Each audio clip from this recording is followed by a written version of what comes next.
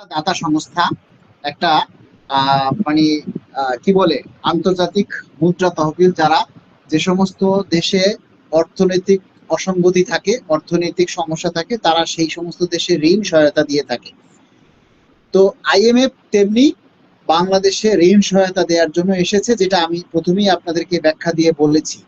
এরপরে আর আসলে এটা নিয়ে বলার কিছু নেই। এখন আপনাদেরকে আমরা যেটা বলতে চাচ্ছি, বাংলাদেশ সরকারি কর্মকর্তা কর্মচারী কল্যাণ সমিতি এটা একটা অরাজনৈতিক সংগঠন। আগামী 7ই আগস্ট আমাদের কাউন্সিল অধিবেশন অনুষ্ঠিত হবে। এই পে স্কেল বাস্তবায়ন করাই শুধু আমাদের এই কল্যাণ সমিতির কাজ নয়। যেমন এখন বিভিন্ন জায়গায় বন্যা হচ্ছে, আজকে আমাদের যদি কেন্দ্রীয় কমিটি থাকতো বা আমাদের যদি সেই সক্ষমতাটা থাকতো, তৈরি হতো, তাহলে আজকে আমরা ওই সমস্ত বন্যা দুর্গত লোকদের পাশে আমরা সাহায্য সহযোগিতা নিয়ে আগাতাম, বা তাদের পাশে আমরা সামান্য ত্রাণ নিয়ে আমরা তাদের কাছে পৌঁছে যেতে পারতাম। তবুও আমাদের চেষ্টা অব্যাহত থাকবে। আগামী 7ই আগস্ট আমাদের এই কেন্দ্রীয় কমিটি, মানে একেবারে পূর্ণাঙ্গ কমিটি গঠন হবে। আমরা প্রতিটা জেলা থেকে নিঃস্বার্থভাবে আমাদের এই কল্যাণ সমিতিতে কাজ করতে আগ্রহী এরকম তরুণ নেতৃত্ব আমরা চাই। বিশেষ করে ঢাকা শহরের মধ্য থেকেই যারা বেশি আমাদের এই কল্যাণ সমিতিতে নিঃস্বার্থভাবে কাজ করতে আগ্রহী, তাদেরকে আমাদের সাথে যোগাযোগ করার জন্য আমরা আহ্বান জানাচ্ছি। কারণ আমরা একেবারেই নতুন সংগঠক। নতুন সংগঠক বলতে আমাদের সংগঠন নতুন, আমরা অনেক আগ থেকেই কাজ করতেছি। হয়তো আগে আমরা অন্য সংগঠনের সাথে যুক্ত ছিলাম, এখন আমরা নিজেদের আলাদা সংগঠন করেছি, যে সংগঠনের কাজ হচ্ছে কর্মচারীদের কল্যাণে কাজ করা। কর্মচারীদের যেটা ন্যায্য দাবি, সেই দাবি বাস্তবায়নের জন্য কাজ করা, সেটা পে স্কেলই হোক, টাইম স্কেলই হোক, বা অন্য কোনো জিনিসই হোক, আর যেটাই হোক। কোনো কর্মচারী যদি বিপদগ্রস্ত হয়, কোনো কর্মচারী যদি বিপদে পড়ে, তার পাশে দাঁড়ানো হচ্ছে আমাদের কাজ। এবং সেই সাথে আপনারাও আমাদেরকে সহযোগিতা করবেন বলে আমরা আশা করি এবং বিশ্বাস করি। তাই আপনারা যে কোনো জেলা থেকে আমাদের এই সংগঠনে নিঃস্বার্থভাবে যদি আমাদের সাথে কাজ করতে চান কর্মচারীদের কল্যাণে, তাহলে আমাদের সাথে আপনারা যুক্ত হতে পারেন। এবারে আমি আপনাদের কিছু প্রশ্নের জবাব দিতে চাই। আপনারা যারা আছেন এখানে, তাহমিনা মাশরুফ তাশরুফ লিখেছেন, মাননীয় তারেক রহমানের কাছে আকুল আবেদন, আপনি সকল কর্মচারীদের দুঃখ বুঝুন, দ্রব্যমূল্যের যে দাম, আপনার কর্মচারীরা অনেক কষ্টে আছে। অনেক ধন্যবাদ, খুব সুন্দর একটা কমেন্ট করেছেন। দেওয়ার জাহান, যে যাই বলুক, আশা করি পে স্কেল জুলাই থেকে বাস্তবায়ন হবে। আচ্ছা, এইবারে আরো একজনে প্রশ্ন করেছিল, কমেন্ট করেছিল, আর সোহেল ভাই অ্যাকসেপ্ট হচ্ছে না কেন। এবারে আমি আপনাদেরকে বলি, দেখেন, পে স্কেলের জন্য আপনি অতীতের পে স্কেলগুলি কিভাবে হয়েছে সেটা আপনি একটু খেয়াল করবেন, সেটা আপনি অবজার্ভ করবেন, তাহলে আপনি বুঝতে পারবেন। আমি আজকে পে স্কেল ঘোষণা করলাম, কাল কি গেজেট হয়ে যাবে, এটা এত সহজ বিষয় নয়। এটা এত সহজ বিষয় নয়। আর 2015 সালে যে গেজেট হয়েছিল, পে স্কেল হয়েছিল, সেটা হয়েছিল হাতে লিখে, ম্যানুয়ালি। আর এখন আপনার সমস্ত বেতন ভাতা, ইনক্রিমেন্ট যা কিছু হচ্ছে, সেটা সফটওয়্যারের মাধ্যমে, আইবাসের মাধ্যমে। সেই আইবাসটাকে ঠিক করতে হবে, সিস্টেমটা করতে হবে। তারপরে নিচের গ্রেডের যে স্কেল, যেটা 20,000, এটা কি 20,000 থাকবে, নাকি এটার থেকে আরেকটু বাড়বে? উপরের গ্রেডটা 1,60,000 থাকবে, নাকি সেখান থেকে আরেকটু কমবে? এই বিষয়গুলি নিয়ে এখনো কিন্তু একটা ফাইনাল সিদ্ধান্ত আসেনি। তবে আমরা যতটুকু জানি, 20,000 যেটা, সেটা আরেকটু বাড়ার সম্ভাবনা আছে, 20,000 থেকে কমবে না। কিন্তু 1,60,000 যেটা, সেখান থেকে একটু কমার সম্ভাবনা আছে। এটা পে স্কেলের গেজেট না হলে আমরা বলতে পারবো না।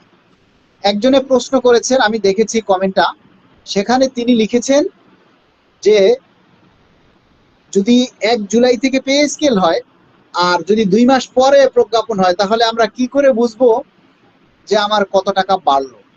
আসলে বিষয়টা হচ্ছে, যখন প্রজ্ঞাপন হবে তখন আপনার পে ফিক্সেশন হবে। সেই পে ফিক্সেশনে মনে করেন আপনার এখন বেসিক হলো 15,100 টাকা, আপনার বেসিক হলো এখন 15,100 টাকা। কিন্তু পে ফিক্সেশন করার পর যখন 3 মাস পরে গেজেট হবে, তখন আপনি দেখলেন পে ফিক্সেশন করার পর আপনার বেসিক দাঁড়ালো 25,000 টাকা,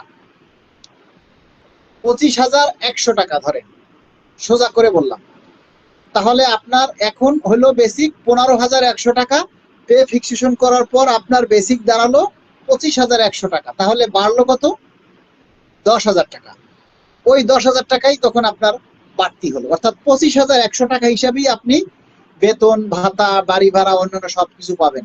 আর এই 3 মাস যে দেরি হলো গেজেট দিতে, এই 3 মাসের গেজেট দিতে আপনি ওই 10,000 টাকা বাড়তি হিসাবে 3 মাসে 30,000 টাকা এক গোনায় বকেয়া পাবেন। আমি কি বুঝাইতে পারছি? আমি কি বিষয়টা বুঝাইতে পারছি? আপনারা কি বুঝতে পারছেন যে আপনার এখন যে বেসিক সেইটা অনুযায়ী আপনি বেতন পাবেন? আর একটা জিনিস আপনারা খেয়াল করবেন, অনেকেরই হয়তো আমার কাছে ফোনটা আসতেছে যে ভাই এবারের এই জুলাই মাসের 1 তারিখ থেকে তাদের নাকি বিশেষ ভাতাটা বেতনের সাথে ইনক্লুড হচ্ছে না।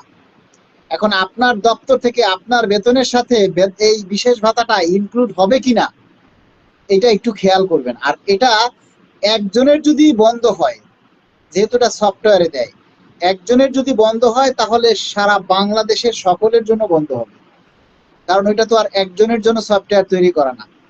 আর একটা কথা খেয়াল রাখবেন, সরকার এই বিশেষ ভাতাটা তখনই তুলে নেবে যখন পে স্কেল কার্যকর হবে।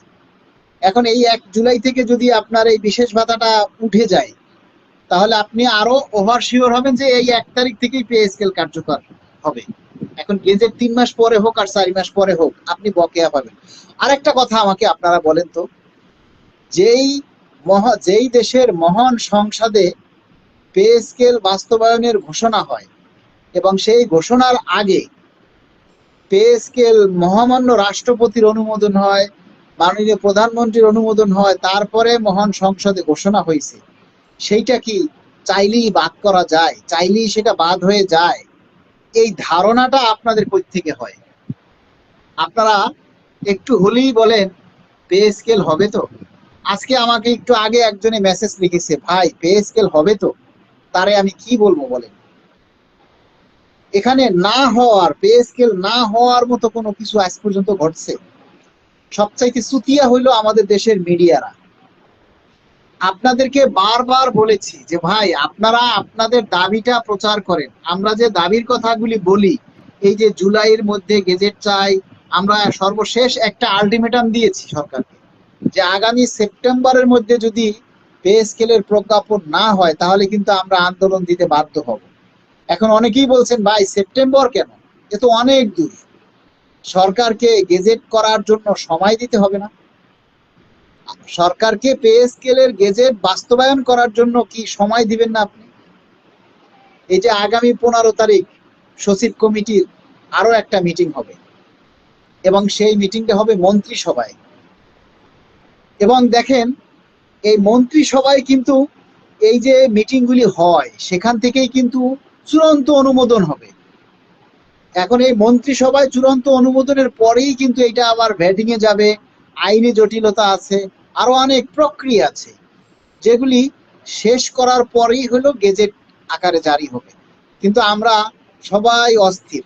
অস্থিরতার কারণটা আমরা বুঝি যে মানুষ কষ্টে আছে, আপনারা কষ্টে আছেন, কিন্তু আপনারা যে কষ্টে আছেন সেটা তো আমরা বুঝি না।